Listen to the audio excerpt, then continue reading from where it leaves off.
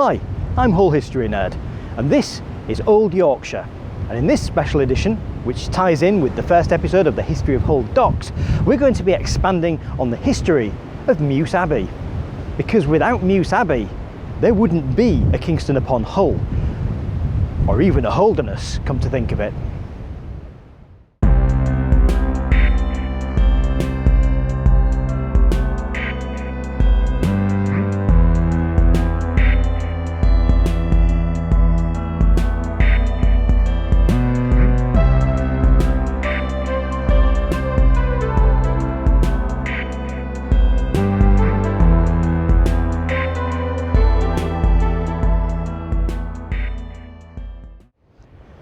Back in 1151, the Counts of Aumale were settling into ruling the land of Holderness, and William le Gros was the latest in the line. He owned all of this land, but when I say land, that's perhaps misleading, because the vast majority of what we now think of as South Holderness was actually part of the Humber Estuary coastline. It was underwater for the most part, with just the occasional hill sticking up as an island. On those rare occasions when the land did drain, what it revealed was simply mud and clay that was infertile and would soon be flooded again as soon as the rain started or as soon as the river burst its banks. So it wasn't particularly great land. But that was going to change. And it changed mainly because William le Gros wanted the equivalent of a mum's note to get him out of doing something. You see, William le Gros had made a vow, a holy vow, to make a pilgrimage to the Holy Land. And naturally, after he'd made this vow, he had second thoughts about it, because after all, the journey was ridiculously far, and this wasn't a day and age where you could hop on a plane and be there in a few hours. This was a journey that would take the better part of a year, and you weren't guaranteed to survive it, even as a lord. And he thought to himself, how can I possibly get out of this?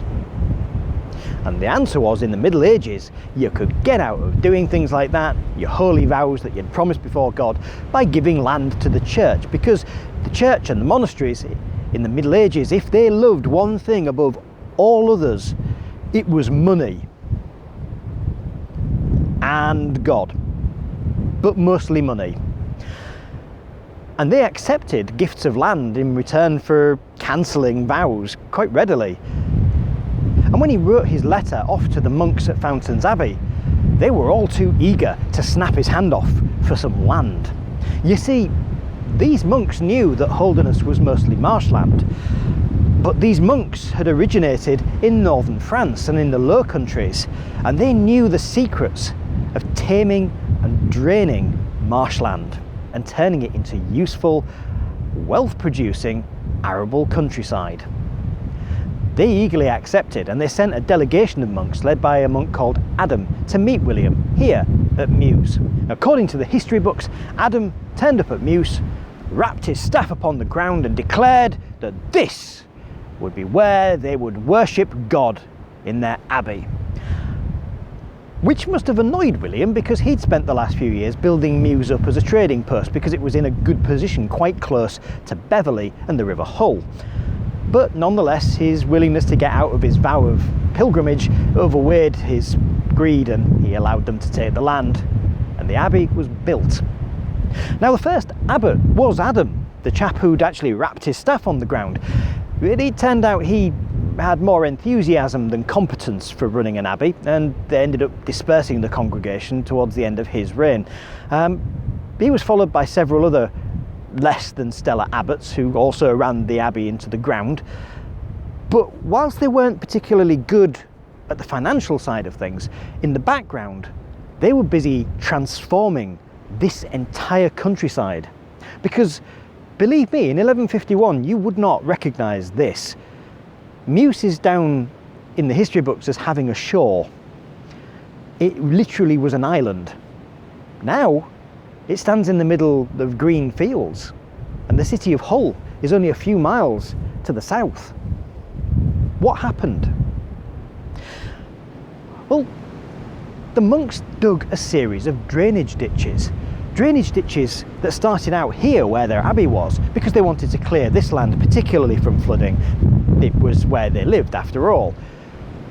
But eventually they started spreading these networks all the way down towards the Humber and all the way out eastwards and a little bit westwards as well towards Beverley and the River Hull. And they managed to, in a period of only a few decades, drain the land. But the land that was drained was still boggy, muddy marshland, not particularly suitable for growing crops on. But that isn't why they wanted it. You see, the big market, the big money export in Britain in the 12th century was wool. And the monks wanted to have sheep grazing in large numbers so they could shear them and make enormous amounts of profit from the wool. And they did this for several years. But after a while they kind of got a little bit tired of having to take the sheep all the way out to Heddon or to Beverley, to the ports there, to have them loaded onto ships to sell to other customers elsewhere in the country and also in the continent. And they got tired of this because monks love money more than anything else, possibly apart from God, but mainly money. And they weren't happy about paying duty to other ports. They thought, well, we've been gifted a whole load of land just near the Humber estuary where the River Hull is. Why don't we make our own trading port over there? And they did. The monks had been gifted a great deal of land around what was known as the Wyke. This was the area of land either side of the River Hull where it meets the Humber, and it had been known as the Wyke since, well, for a time immemorial. It's believed that it comes from the Scandinavian word vik, which means creek, and presumably referred originally to the river itself, but had become corrupted to mean the land on either side. And on the west bank there was a small hamlet called Myton, which was also gifted to the abbey and became the Grange of Myton. On the east bank there wasn't really anything there. There were rumours that there had been an old semi-permanent trading post there where riverboats from the Trent and the Ouse and the Hull would meet ship-going vessels to trade with them, but nothing really concrete. But in the mid-13th century, the monks decided that they would choose this spot to build their port, and they called it Wyke on Hull. Well, you may know it by its later name. You see, in the late 13th century, after the monks had been using it for a while to ship wool without having to pay that annoying duty, but King Edward I visited, and he was looking for ports that would be suitable to help with his war with Scotland. And unfortunately, he really liked Wyke, and he decided he was going to have it, and he renamed it the Kingstown upon Hull in a charter in 1299. The monks were duly compensated very little for their effort, and they went back to basically being financially not very good. The abbey itself was a fairly small one, not on the scale of fountains or reverb, but certainly a beautiful building in its own right. Some of the tiles that have been found by archaeologists are quite beautiful, and some of the brickwork has even been preserved by the person who owns the land, or rather by his father, who used to actually work for the museums.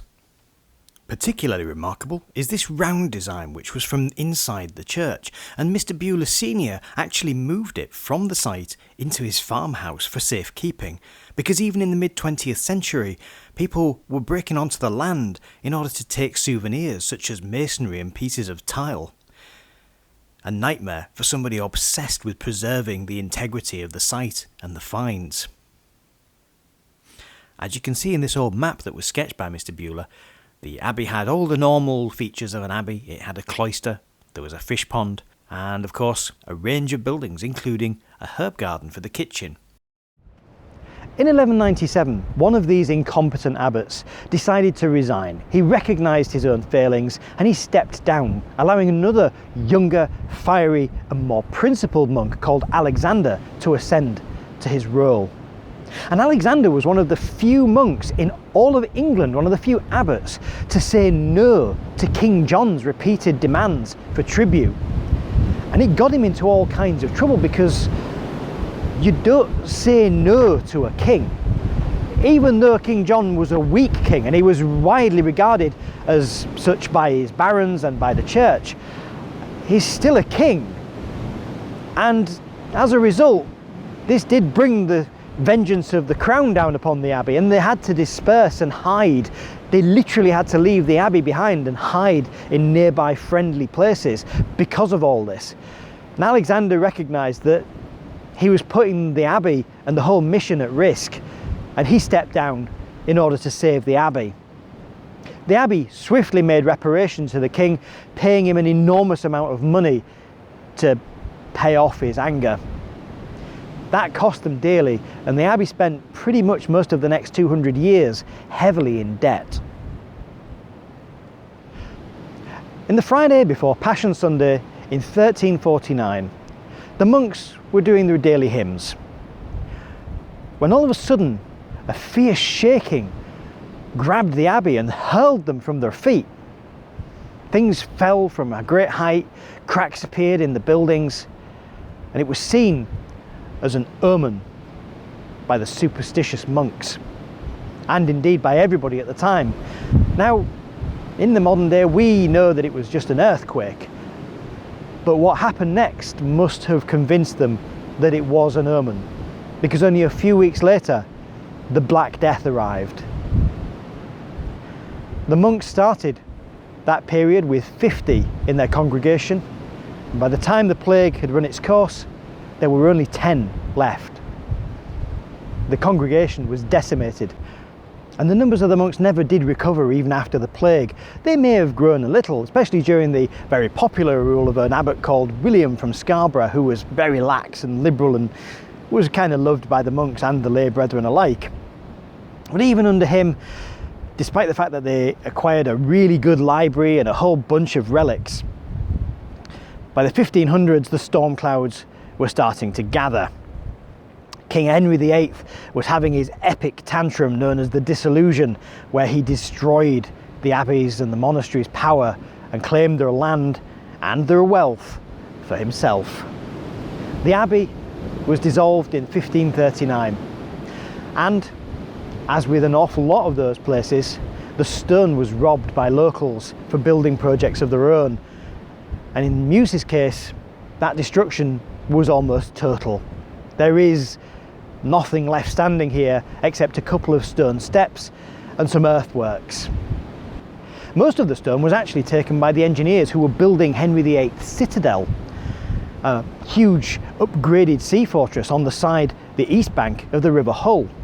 The rest of it, the remains, were mined by locals to build walls, cottages, barns, and they've left nothing. Only, as you can see, earthworks and a few fish ponds that still exist to this day.